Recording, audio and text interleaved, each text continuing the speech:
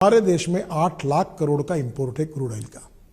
इसके बजाय हम 2 लाख करोड़ की इथेनॉल की इकोनॉमी बनाना चाहते हैं। अभी मुझे बताइए कि अभी केवल वो 20,000 करोड़ की है। अभी पेट्रोल में 10% इथेनॉल डालना 2022 तक निर्णय हुआ था। प्रधानमंत्री ने कहा ये 2020 तक करिए। अब मुझे बताइए कि इसके लिए अभी 450 करोड़ लीटर केवल इथेनॉल मिला है और 1600 करोड़ लीटर चाहिए, तो अभी शॉर्टेज है। तो हम लोग राइस से, मक्के से इथेनॉल बनाए। 1 टन मक्के से 380 लीटर इथेनॉल बनता है और 1 टन राइस से 480 लीटर इथेनॉल बनता है। तो ये इथेनॉल सरकार खरीदने के लिए तैयार है। अब डीजल में 10% इथेनॉल हम डालेंगे तो उसके लिए कम से कम और 5,000 टन लगेगा, 5,000 करोड़ लीटर लगेगा। फिर 22% ये जाएगा तो ये कम से कम 3,500 करोड़ लीटर लगेगा। फिर अभी मैंने इथेनॉल पर चलने वाली बाइक लाई है, बजाज की, टीवीएस की, वो भी इसमें इथेनॉल पे चलेगी, किसानों को फायदा मिलेगा। ये 2 लाख करोड़ की इकोनॉमी बनेगी। अब फ्लेक्स इंजन, अब ये टोयोटो, होंडा, मर्सिडीज, BMW, इनकी सबकी अमेरिका में, ब्राजील में और कनाडा में कार है। 100% इथेनॉल डालो या 100% पेट्रोल डालो। अब इथेनॉल का रेट 60 रुपये लीटर और पेट्रोल का 85 रुपये लीटर है।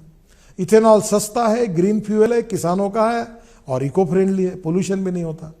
तो ये सब करने से ये 2 लाख करोड़ की अगर इकोनॉमी बनेगी तो 1 लाख करोड़ किसानों के जेब में जाएंगे। ये निर्णय हमारी सरकार ने किया है। अटल बिहारी वाजपेयी की सरकार में राम नाईक जब मंत्री थे तब इथेनॉल लाया। फिर यूपीए सरकार में शरद पवार कृषि मंत्री थे, यूपीए सरकार ने नहीं होने दिया। मोदी जी प्रधानमंत्री बनने के बाद हमने फिर इथेनॉल लाया और आज 2 लाख करोड़ की इथेनॉल की इकोनॉमी बनाने की बात कर रहे हैं। और मैं जिम्मेदारी से बात कर रहा हूं, आने वाले समय में हवाई जहाज भी इथेनॉल से तैयार किए हुए फ्यूल पर चलेंगे और वो पैसा किसानों को मिलेगा। ये हमारी विजन है, ये हमारा सपना है। कई बयान आपके लीडर से भी आए कि इनको खालिस्तानी मूवमेंट है, पाकिस्तान या चीन सपोर्ट कर रहा है। सरकार के बड़े मंत्रियों ने बोला कि नक्सल और अर्बन नक्सल और माओइस्ट ताकतें इसमें घुस गई हैं। आप इसको किस नजरिए से देखिए, पूरे किसान संगठन को और किसान नेताओं को और किसानों को ऐसा नहीं कहा गया। देखो, मेरे भी समझ में आया था। हमारे नागपुर के पास एक गढ़चिरौली डिस्ट्रिक्ट है, नक्सलाइट डिस्ट्रिक्ट है। उसमें एक व्यक्ति को पकड़ा गया, उसको जमानत तक नहीं मिली, कोर्ट में अभी जेल में है, जिसका किसानों से साथ डायरेक्ट इनडायरेक्ट कोई संबंध नहीं। उसका फोटो इस आंदोलन में दिखा, मेरे समझ में नहीं आया।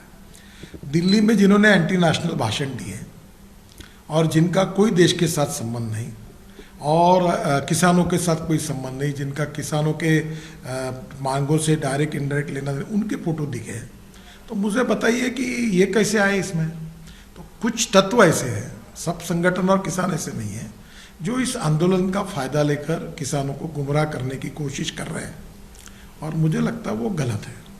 तो बीच का रास्ता क्या निकलेगा आपके हिसाब से? देखो, चर्चा होगी, किसानों ने आना चाहिए, तीनों एक्ट को समझना चाहिए। हमारी सरकार गांव, गरीब, मजदूर, किसान के हितों के लिए समर्पित है। जो भी नए सुझाव वो देंगे उसको स्वीकारने के लिए तैयार है और किसानों के साथ हमारी सरकार में कोई अन्याय नहीं होगा।